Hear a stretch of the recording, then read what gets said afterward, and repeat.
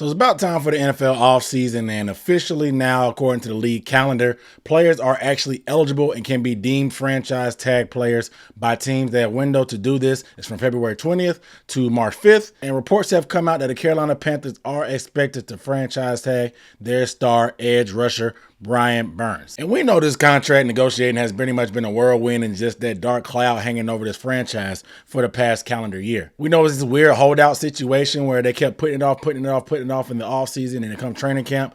Burns was going to hold out, but he ended up showing up, and then he was just unhappy the whole time, and it's been a crazy year. And most of the people that were involved in those negotiations at that point are no longer employed for the team. So what exactly is going to happen next with the new regime, new general manager and stuff like that? Who knows? But we got to talk about some of the options and the ramifications from the Panthers putting this franchise tag on Brian Burns. We got all that and more, and we're starting right now.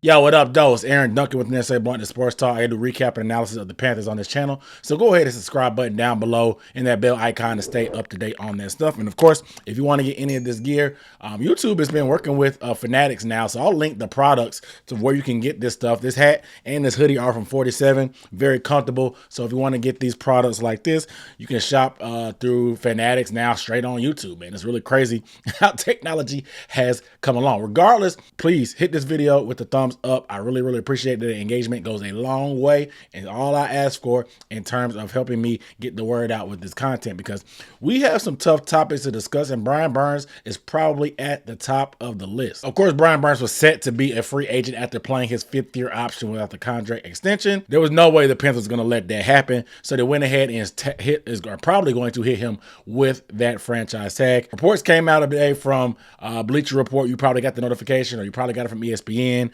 David Newton with some our favorite beat reporter put that Burns wanted close to $30 million. And of course, the internet flipped out. People didn't really see the close to. They just saw the $30 million and they peed their pants. You know, you would have thought the money was coming out of their pocket the way they reacted to this. Burns ain't worth 30. He doesn't worth da-da-da. We need to da-da-da. We need to do this. We need to do that with the third. Like, they really was yelling up on the mountaintop, whatever they wanted to say about Brian Burns, calling him everything but a child of God. They were really going at Brian Burns on the internet. But the term close to was really putting them in the headlock because they completely omitted that. Fair enough. Bleacher Report omitted that as well when they made their reports. But close to is working overtime in this scenario, because close to $30 million makes a ton of sense, because we've seen some of these other guys in the range are going to be doing that. And of course, according to some reports, The Athletic, Brian Burns is the #1 free agent on the market this year. So it makes plenty of sense that the #1 free agent will want market value. I don't understand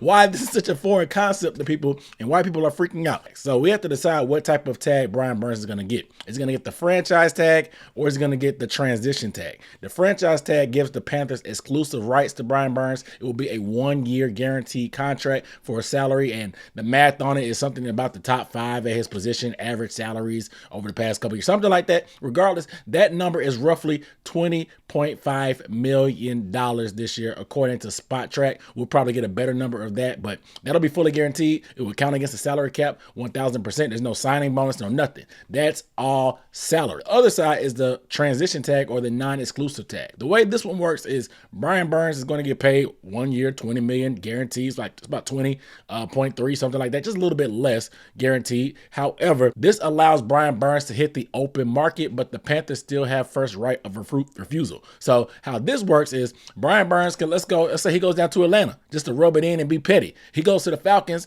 and the Falcons are just like, okay, we'll give you $28 million per year over 5 years. And Brian Burns is like, shoot, I'll take that. So what will happen is, if he agrees to that contract with them and they offer that contract, we are due 2 first-round picks from the Atlanta Falcons. Whatever team wants to take up Brian Burns or make an offer for him and sign him and agree to a sheet, they will have to give 2 first-round draft picks. We saw this situation pop up with Lamar Jackson last year, where they put that non-exclusive tag on there.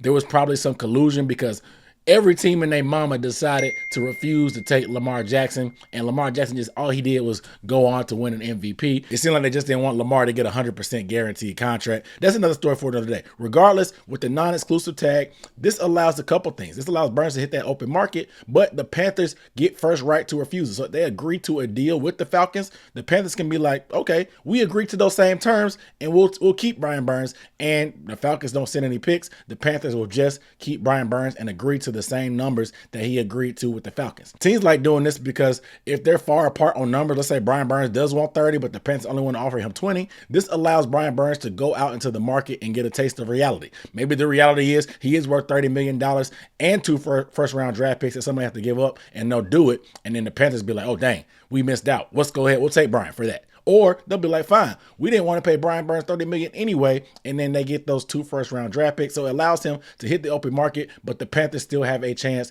to match if they want to and make that deal happen. The reason why teams like to do that exclusive tag is because you're only negotiating with yourself. You don't have to worry about any outside parties that have a lot more salary cap space, have a bigger need for edge, and have more money to go ahead and negotiate with Brian to something that you can't match. And I know you guys love hypotheticals and love draft picks because a bird in the hand is not as good as two in the bush to you guys. So you would love draft picks and instead of an established defensive end like Brian Burns. You can really get in trouble playing with fire in this type of situation because just imagine that you're with your longtime girlfriend and she's been holding you down for a minute. She's been pretty good to you, but you've been scrolling on Instagram, looking at all these other fish in the sea. So you decide to break up and try to go your separate ways, see other people. Yeah, you may have your little fun living that bachelor life, being single, hanging with the boys, you know what I'm saying? Staying out as long as you want to, but you really can't find nothing else that can really match what she is. Meanwhile, on the other side, she's an upgraded, found a guy with more money. He's got a better job than you, drives a nicer car. He goes to the gym and everything, and he got just a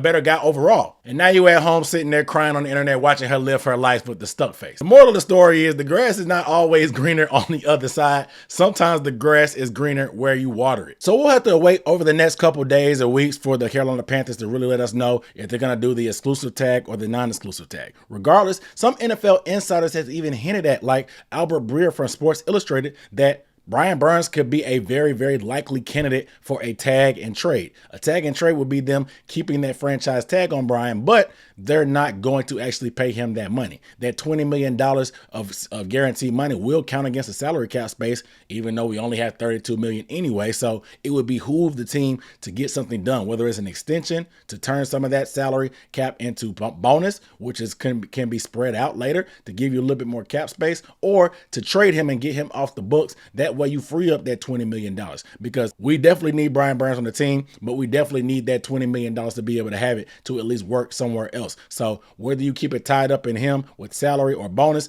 something needs to be made, and the issue is probably going to be forced this offseason. We'll see what happens, because I'm sure Ejiro Evero, part of him wanting to come back was the fact that he was going to have one of his best players on the team, who is Brian Burns, alongside there, especially with pending free agent Frankie Louvu may or may not coming back. It would behoove them to be able to get Brian Burns there, one of the best players on the team, if they want Ejiro Evero to be as productive as he has been and be a little bit better. But a tag and trade is very interesting, because the team that would obtain him, no matter what the trade is, maybe they don't want to give up 2 first-round draft picks. Let's say there's 2 different things. That they put a transition tag on them, but a team wants to trade instead. That means they don't feel like Brian Burns is worth those 2 first-round draft picks they would have to give up. They may want to negotiate a first and a second, a first and a player, just something like that that's a little bit fluid. However, if they feel like Brian is worth 2 first-round draft picks, because we know a couple of years ago, the Los Angeles Rams offered 2 first-round draft picks and a couple of second-day draft picks for Brian. So people may feel like only having to give up 2 first-round draft picks is a lot less than the Rams offered before. So they may be all over it, have that money to pay Brian, and they're on and popping, because Brian Burns, in the right system, like any other player that we see that leaves the Panthers, is probably going to thrive. Whether it's Christian McCaffrey, DJ Moore, Hassan Reddick, Stephon Gilmore, these guys just leave Carolina and go on about their day and go on to greener pastures. It's a tale as old as time. I know a lot of fans are really probably burned out, no pun intended, on Brian, but I'm not in the business of wanting to get rid of homegrown talent. Everybody wants to say, we need to go to the draft. We don't need to spend money. We don't need to trade for guys. Everybody wants to draft and develop until your guy that you drafted and developed wants to get paid. Now you don't want to pay him. How does that work out? it's just funny to me. I want to get you guys' thoughts down below in the comments, though. How do you think this Brian Burns situation will play out, and how would you handle it? Would you tag and trade? Would you do the exclusive tag on him, allowing him to go find out what his market value is, and then maybe even match that offer there? Or would you just do that exclusive tag just so you know that you're going to get those 2 first-round draft picks instead? Let me know how you would proceed with this situation down below in the comments. But without further ado, my name is Aaron Duncan, signing off with the Necessary Blunt Sports Talk. Make sure you are subscribed to the channel. I'll see you next time. Peace.